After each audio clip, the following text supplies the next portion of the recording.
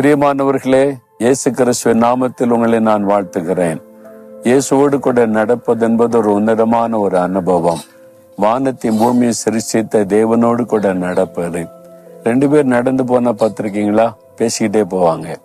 அப்ப இயேசுவோட நடக்கிறது என்றால் அவரோடு பேசிக்கொண்டே நம்ம வாழ்க்கை பிரயாணத்திலே நடந்து போவது.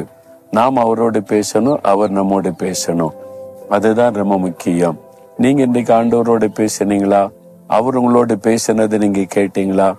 அதுக்கு தான் ஜெபம். தனித்து தேவ சமூகத்தில் அமர்ந்திருக்கும் போது ஆண்டவர் நம்மோடு பேசுவதை உணர முடியும். வேத வசனத்தை நம்ம தியானிக்கும் போதும் ஆண்டவர் அதற்குள்ளிருந்து நம்மோடு கூட பேசுவார். நம்ம ஜெபம் பண்ணும்போது மனம் திறந்து ஆண்டவரோடு பேசலாம். அப்பதான் ஆண்டவரோடு நடக்கிற அனுபவம் உடையவளா இருக்கிறோம்னு அர்த்தம். இந்த அனுபவத்துக்குள்ள நீங்க வரணும்னு கர்த்தர் விரும்புகிறார். சும்மா பேருக்கா போனோம், நின்று ஒரு ஜெபம் பண்ணோம் என்பதல்ல கிறிஸ்தவ வாழ்க்கை. ஆண்டவரோடு உறவாடுவது. அதுக்குத்தான் ஆண்டவர் உங்களை உற்சாகப்படுத்தி கொண்டிருக்கிறார். சரி, இந்த நாள்ல ஆண்டவர் எனக்கு என்ன வார்த்தை வைத்திருக்கிறார் அப்படின்னு நினைக்கிறீங்களா? ஆதியாகமம் 17ஆம் அதிகாரம் 1ஆம் வசனத்துல ஆபிரகாமுக்கு தேவன் தரிசனமாகி அவரை பார்த்து சொல்லுகிறார், நான் சர்வ வல்லமுள்ள தேவன், நீ எனக்கு முன்பாக நடந்து கொண்டு உத்தமனாயிரு அப்படின்னு ஆண்டவர் சொல்றார். இந்த ஆபிரகாம் ஆண்டவரோடு நடந்த ஒரு மனிதர், தேவனுடைய குரலை கேட்டவர், தேவனோடு பேசினவர்.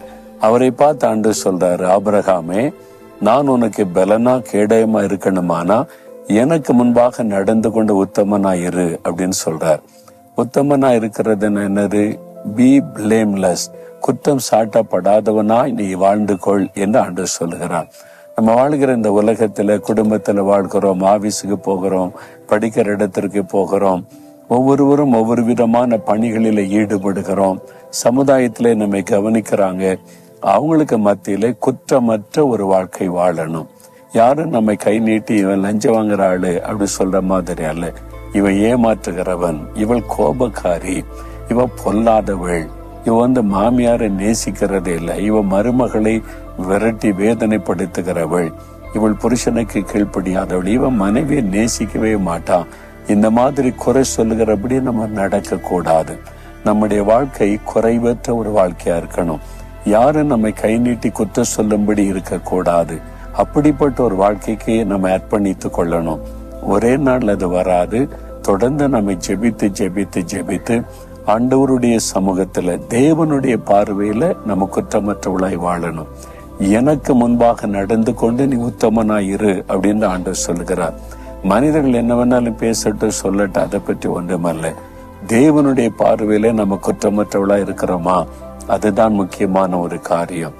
அதுல நீங்க கவனம் செலுத்தி, ஆண்டவரை, ஒவ்வொரு நாளும் உம்முடைய பார்வையில நான் குற்றமற்ற ஒரு வாழ்க்கை வாழணும், என்னை அதற்கு அர்ப்பணித்துக் கொள்ளுகிறேன், அர்ப்பணித்துக் கொள்ளுங்க.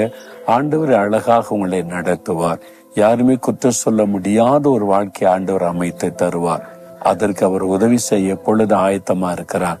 என்னைக்கு சொல்லுவீங்களா, ஆண்டவரே, நானும் உமக்கு முன்பாக எப்பொழுதும் ஒரு உத்தமனா இருக்கணும், குற்றமற்ற ஒரு வாழ்க்கை வாழணும், என்னை ஒப்பு கொடுக்கிறேன்னு சொல்லுங்க.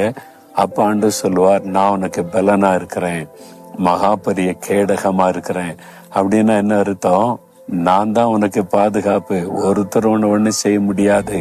நீ மனுஷர்கள் இதை பயமுறுத்தல கண்டு சோர்ந்து போகாத, பயப்படாத, நான் உனக்கு இருக்கிறேன் என்று ஆண்டவர் சொல்லுகிறார்.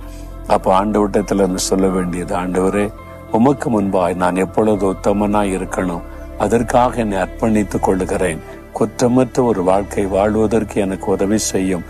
என்னை கரம் பிடித்து நடத்தும். என்னிடத்தில் இருக்கிற கரை திரைகளை நீர் மாற்றி, என் சுபாவங்களை மாற்றி, குற்றமற்ற ஒரு வாழ்க்கை வாழ்கிற சுபாவத்தை எனக்கு தாரும். இயேசுவின் நாமத்தில் ஆமேன், ஆமேன்.